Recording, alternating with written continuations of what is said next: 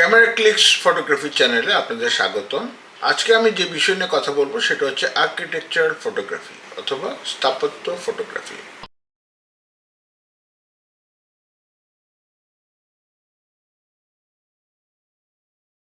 স্থাপত্য ফটোগ্রাফি অথবা architectural photography আমার খুবই একটা প্রিয় সাবজেক্ট। আমি যখনই ল্যান্ডস্কেপ কিংবা কোথাও বেড়াতে যাই কিংবা অন্য কোনো বিশেষ কারণে কোথাও গেলাম, ক্যামেরা যখন সঙ্গে থাকে আমি অবশ্যই কিছু আর্কিটেকচারাল ফটোগ্রাফি করার চেষ্টা করি। বাংলাদেশে আর্কিটেকচার ফটোগ্রাফি করা একটু ডিফিকাল্ট ঠিক বলবো না, সাবজেক্ট খুব বেশি পাওয়া যায় না, কারণ আমাদের দেশে এই পুরনো জমিদার বাড়ি কিংবা এছাড়া খুব একটা স্থাপনা খুব একটা নাই যেখানে খুব ইন্টারেস্টিং কোনো আর্কিটেকচার ফটোগ্রাফি করা যায়। এবং ঢাকা শহরে এমন কোনো বিল্ডিং সেরকম কোনো নাই যেখানে খুব একটা ইন্টারেস্টিং আর্কিটেকচার ফটোগ্রাফি করা যায়।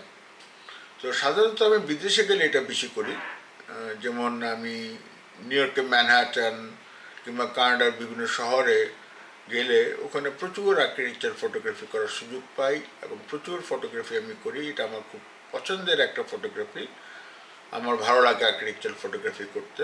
প্রথমে আমি একটু নন টেকনিক্যাল ইস্যু নিয়ে একটু কথা বলি। সেটা হচ্ছে যে আপনি যদি প্ল্যান করে বেরোন যে আমি অমুক জায়গায় যাব এবং ওখানে কিছু আর্কিটেকচার ফটোগ্রাফি করব, সেক্ষেত্রে ওই স্থাপনা কিংবা ওই এলাকা সম্বন্ধে আপনার একটা পূর্ব প্রস্তুতি থাকলে ভালো হয়।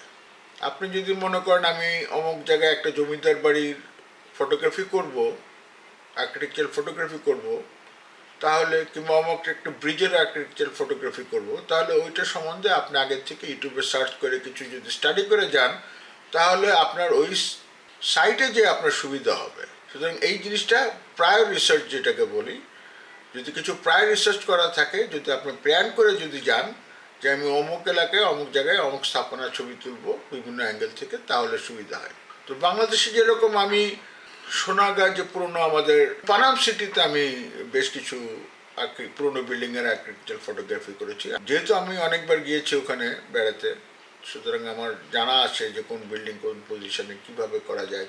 যেমন পদ্মা ব্রিজের ছবি তুলতে গিয়েছি, আগে পদ্মা ব্রিজের বিভিন্ন ভিডিও দেখেছি, আন্ডার কনস্ট্রাকশন দেখেছি, সুতরাং ওখানেও আমার কিছু সুবিধা হয়েছে। কিন্তু যখন বিদেশে যাই, একটা আননোন প্লেসে যাই, তখন খুব একটা সুযোগ থাকে না। তখন ওই স্ট্রিট ফটোগ্রাফি করার সঙ্গে সঙ্গে যদি মনে করি একটা বিল্ডিংয়ের অ্যাঙ্গেলটা ভালো লাগছে কিংবা একটা ঝুলন্ত বারান্দা দেখা যাচ্ছে কিংবা একটা সুন্দর একটা বিল্ডিংয়ের একটা শেড একটা রিফ্লেকশন কিছু পাওয়া যাচ্ছে, তখন ওই সঙ্গে সঙ্গে স্ট্রিট ফটোগ্রাফি করার সঙ্গে সঙ্গে আমি কিছু আর্কিটেকচার ফটোগ্রাফি করে থাকি। এখন আসি টেকনিক্যাল বিষয়ে কিছু আলাপ করি। টেকনিক্যাল বিষয়গুলোর মধ্যে হচ্ছে আর্কিটেকচার ফটোগ্রাফি করার জন্য অবশ্যই একটা ওয়াইড অ্যাঙ্গেল লেন্স আমি পছন্দ করি। আমি নর্মালি যেটা ইউজ করি 16-70 সনে একটা লেন্স আমার আছে, যেখানে আমি 16mm থেকে যদি দূরে কোনো সাবজেক্ট আমি একটা বিল্ডিংয়ের চূড়ার কোনো ছবি উঠাতে যাই কিংবা অনেক দূরের একটা বারান্দার ছবি উঠাতে যাই, তখন আমি কিছুটা জুম করে 70mm পর্যন্ত আমি যেতে পারি। সুতরাং ওয়াইড অ্যাঙ্গেল তো অবশ্যই লাগে, অবশ্যই একটা ওয়াইড অ্যাঙ্গেল লেন্স আর্কিটেকচার ফটোগ্রাফির জন্য খুবই ইম্পর্টেন্ট, কারণ আপনার সাবজেক্টের আশেপাশে কী আছে সেটাও যদি আপনার ফ্রেমে না থাকে, তখন এই জিনিসটা ছবিটা ভালো লাগবে না। দ্বিতীয়ত লাইটিং। আপনি যখন বাইরে কোনো বিল্ডিংয়ের ছবি কিংবা আর্কিটেকচার ফটোগ্রাফি করবেন, ওখানে আপনার ফ্ল্যাশ ইউজ করার কোনো সুযোগ নাই, ডিফিউজার ইউজ করার কোনো সুযোগ নাই। সুতরাং আপনাকে পুরোপুরি সেদিনের অ্যাম্বিয়েন্ট লাইটের উপরে ভরসা করেই চলতে হবে। সুতরাং যদি আপনি প্ল্যান করে বেরোন, তাহলে এগেইন আগে যেরকম বলেছি, যদি কোনো প্ল্যান করে কোনো এরিয়াতে আপনি যদি আর্কিটেকচার ছবি তুলতে যান, তাহলে আপনি ওয়েদার রিপোর্ট আগে স্টাডি করে নেবেন গুগল থেকে, যে ওয়েদার সেদিন কীরকম থাকবে। আমি মনে করি প্ল্যান করে গেলে ওয়েদার রিপোর্ট স্টাডি করাটাই খুবই জরুরি। আরেকটা বিষয় যেটা আমি ফেস করেছি প্রচুর, সেটা হচ্ছে যে বিশেষ করে বিদেশে যখন সামারে যাই, তখন ঠিক আছে, সামারে প্রচুর অ্যাম্বিয়েন্ট লাইট থাকে, তবে উইন্টারে আমি দেখেছি যে বিদেশে বিশেষ করে নর্থ আমেরিকা কানাডাতে ওখানে লাইট একদমই কম থাকে। এই অ্যাম্বিয়েন্ট লাইট যদি কম থাকে, তখন আর্কিটেকচার ছবি ভালো আসে না। অ্যাম্বিয়েন্ট লাইট, সিচুয়েশন, ওয়েদার সমস্ত কিছুই একটু মাথায় রেখেই আর্কিটেকচার ফটোগ্রাফি করা উচিত।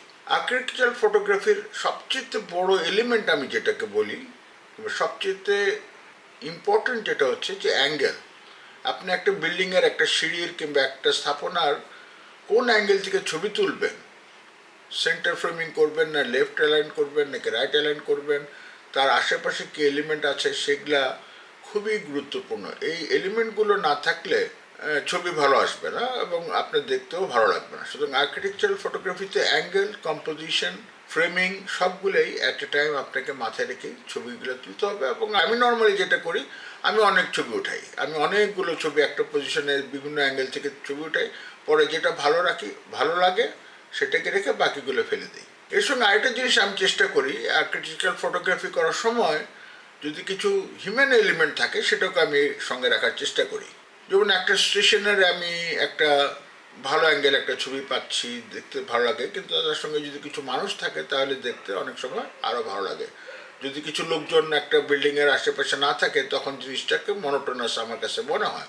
সুতরাং আমি মনে করি যে একটা আর্কিটেকচার ছবির সঙ্গে কিছু পিপুলের ইনভলভমেন্ট থাকলে জিনিসটা ভালো লাগবে। তবে অনেক সময় যেটা হয় যে কিছু প্রফেশনাল ফটোগ্রাফার অন ডিম্যান্ড হয়তো কোনো একটা বিল্ডিংয়ের ছবি তুলতে বললো, তখন সেটা আলাদা ব্যাপার। আপনি অন ডিম্যান্ড যদি আপনি প্রফেশনাল ফটোগ্রাফি করতে চান তখন এটার সিচুয়েশনটা ডিফারেন্ট এবং তার কম্পোজিশনটাও ডিফারেন্ট হবে। তবে ন্যাচারালি আমরা যেটা করি, কোনো ব্রিজের উপরে যদি ছবি তুলতে চায় তার সঙ্গে কিছু গাড়ি কিছু মানুষ থাকলে দেখতে ভালো লাগে। আজকের এই টিপসগুলো আমি আমার নিচে ডিসক্রিপশনে দিয়ে দিচ্ছি এবং আগেও যেভাবে বলেছি যে সমস্ত টিপসগুলো আমি আমার লাস্ট এপিসোডে পিডিএফ আকারে দিব, আমার গুগল ড্রাইভে আপলোড করা থাকবে, সেখান থেকে আপনারা ডাউনলোড করে নিতে পারবেন এবং টিপসগুলো পড়তে পারবেন। যদি আমার চ্যানেলটি আপনাদের ভালো লাগে, চ্যানেলটি সাবস্ক্রাইব করে বেল আইকন প্রেস করুন যাতে আমার ফিউচার ভিডিওগুলো আপনারা নোটিফিকেশনে পেয়ে যান। যদি এই ভিডিওটি ভালো লাগে লাইক করুন, শেয়ার করুন এবং ভিডিওটি শেষ পর্যন্ত দেখার জন্য ধন্যবাদ।